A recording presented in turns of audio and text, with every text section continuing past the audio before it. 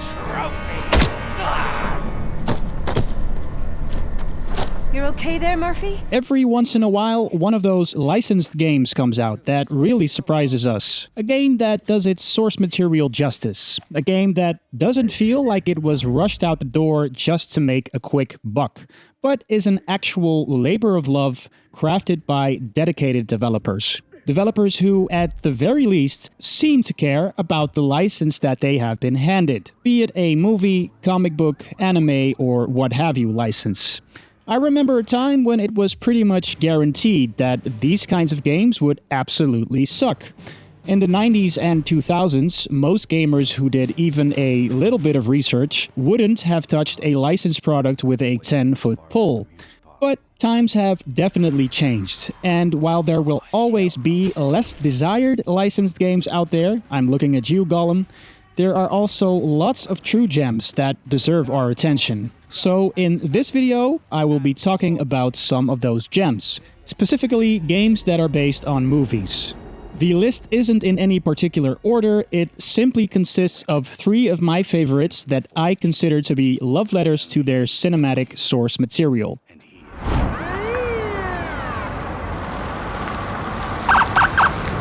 I'm starting off with RoboCop Rogue City, since it's quite new and I've also played it recently.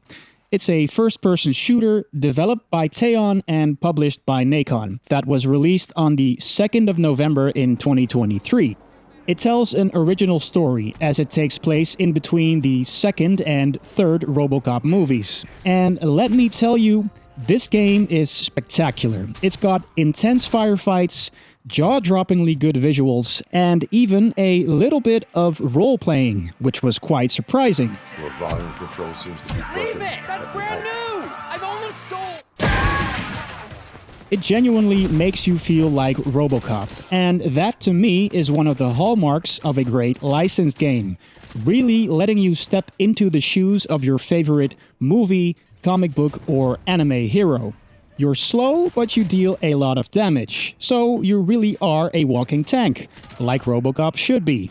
The game does so many other things right as well, like emulating RoboCop's green-tinted HUD, the stomping of his heavy mechanical feet, and the power of his trusty Auto 9, which you can extensively upgrade, by the way. It feels great to march through the battlefield while you're targeting enemies and splattering their brains with a well-aimed burst of your pistol.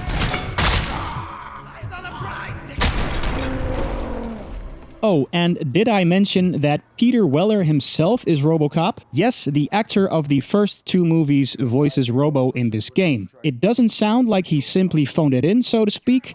No, he obviously understands the character and delivers a fantastic performance. But wait! Your voice. You sound like... A future happy customer. RoboCop!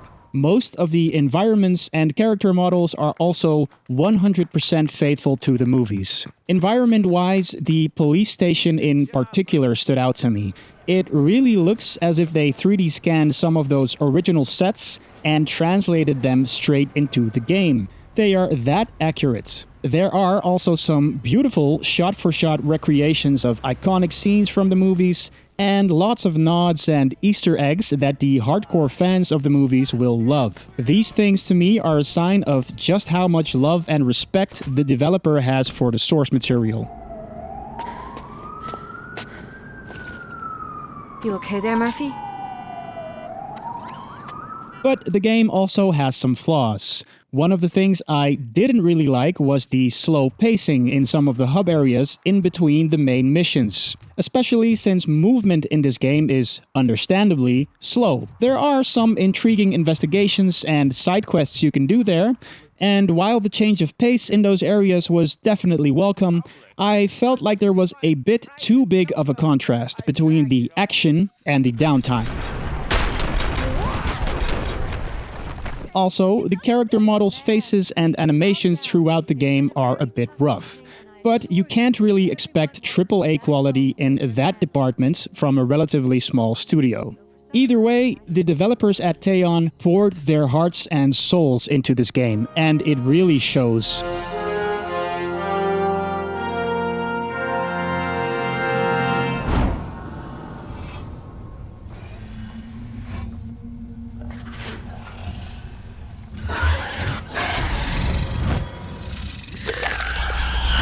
In some ways, RoboCop Rogue City kind of reminded me of Alien Isolation, as it pays homage to a similar era of filmmaking. And just like RoboCop Rogue City, Alien Isolation is another passionate love letter to its source material. It was released all the way back in 2014, on the 6th of October to be precise, just in time for Halloween. And that made absolute sense at the time, since it's a stealth-oriented survival horror game. Developed by Creative Assembly and published by Sega, Alien Isolation also tells an original story in between the events of the first and second Alien movies, wherein you step into the shoes of Amanda Ripley, the daughter of the legendary protagonist of the original movies, Ellen Ripley. I'm Samuels. I work for the company. It's about your mother. We think we may have found her, Amanda. For fans of the movies, especially the first one, this game is an absolute treat. Everything in this game is authentically alien. Some of the sets are exact copies. Even props like the motion tracker are taken straight out of the movies. It also has the exact same retro-futuristic style, so you'll encounter lots of bulky computers and chunky CRTs with analog switches. You know, tech that was considered to be cutting edge in the late 70s. This game still looks absolutely phenomenal. I remember being blown away by its visuals back in 2014, and it still manages to impress nearly 10 years later. The environments are absolutely stunning due to some clever use of lighting, shadows, and simple yet effective smoke effects and lens flares. I mean, just look at some of these shots.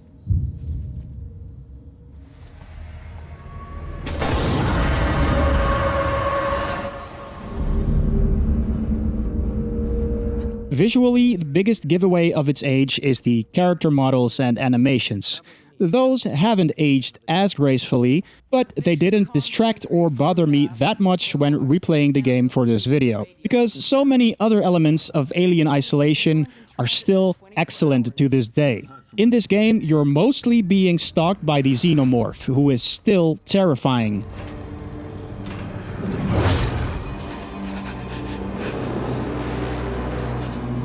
There's very little combat in this game. You will mostly be avoiding enemies, especially the Xenomorph, because you cannot kill it. You'll either scare it off with a flamethrower if you're lucky enough to have one plus fuel, or you'll hope that you can distract it. The Xenomorph can jump at you from vents and drop from the ceiling. It can hear the beeping of your motion tracker if you get too close, and I think it also won't let itself be fooled by the same tricks or distractions too many times. At least, that's the impression I got in my playthroughs. Either way, the AI in this game has absolutely stood the test of time.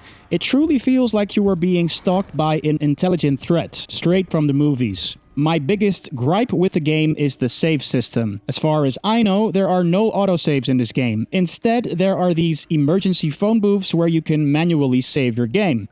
Sometimes there is quite a bit of time in between saves, and it can get frustrating if you get killed and have to retread a chunk of the game. I understand that they implemented this system for extra challenge, but giving us an option to enable autosaves at certain points would have been nice. However, those flaws don't detract from the game too much. It's still really impressive to me that Creative Assembly, a studio that was known for making strategy games, believe it or not, made such a gripping horror game. I highly recommend it, especially if you're an Alien fan.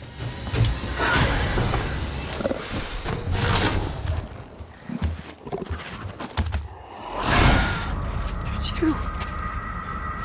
Valve was alive inside the other gives birth. Start ablaze by godly plug ignite. Revolution about revolution, rejoice! Please, don't kill Chum Bucket! Please. The last game I really wanted to talk about is Mad Max, which in my opinion was a bit underrated and underappreciated when it was released back in 2015. Mad Max is an open-world, post-apocalyptic adventure featuring awesome car combat and satisfying fighting mechanics. Even though it has obvious shortcomings, which I will mention later on, I still feel that this is a love letter to the franchise. George Miller, the director of the movies, was involved in the pre-production of this game, And it shows, because the developer, Avalanche Studios, known for the Just Cause games by the way, absolutely sang the praises of Mad Max by nailing the tone of the movies in this game. Stylistically, I feel like this game is way more in line with the last movie, Fury Road, which makes sense since the game was released only a couple of months after that movie hit the theaters. So I feel like they definitely wanted to appeal to some of the fans of that film. The game, however, does tell an original story unrelated to the movies, but with a few references. Now I can build you a car, bring into creation one that's faster and tougher than the black on black ever was. Yeah? How tough, how fast? Very. Avalanche Studios really did Max's character design justice. You will eventually wear Max's iconic leather jacket and wield his menacing double-barreled shotgun, which are synonymous with his character. The game still looks absolutely stunning as well. Now, character models are a bit dated if you look close enough, but the environments are just incredible. I'd go so far as to say that it might be the best-looking wasteland in any game ever. Part of what makes it so good, I think, is the art direction. The wasteland feels like a real place, with all kinds of rusted remnants from an all-but-forgotten civilization, and skeletons of structures that have been turned into survivor strongholds or makeshift camps. The game also has some of the most beautiful skyboxes I've ever seen.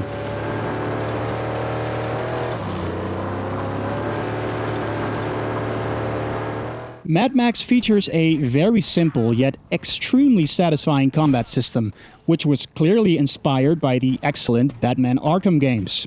You know, the combat system where you use two buttons most of the time, your attack and parry buttons. You will mostly be punching and kicking your way through loads of very elaborate enemy strongholds and camps, and it still feels damn good. The car combat, which is a staple of the Mad Max franchise of course, is also thrilling.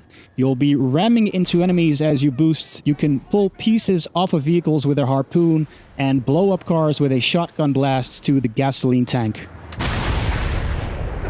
Some of these encounters are very spectacular. However, the game does have its flaws. The fighting can feel a bit wonky. I've had instances where some of my hits simply wouldn't connect for some reason. I also found the game to be a bit on the easy side. There are no difficulty levels you can tweak, so once you're fully upgraded, you're quite overpowered. And I also remember a sense of tedium from back in the day when I extensively played the game.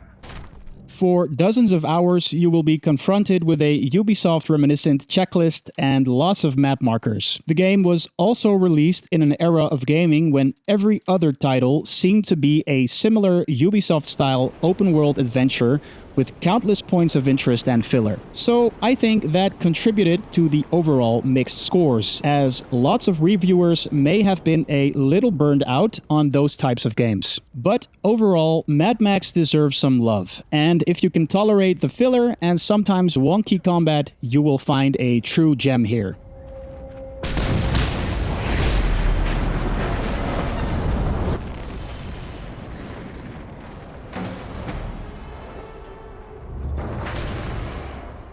How about you? Do you have any games you consider love letters to your favorite franchise? Have you played the games I have discussed? What did you think about them if you did? Let me know in the comments, I would love to hear from you. Thank you very much for watching. If you enjoyed my content, you know what to do.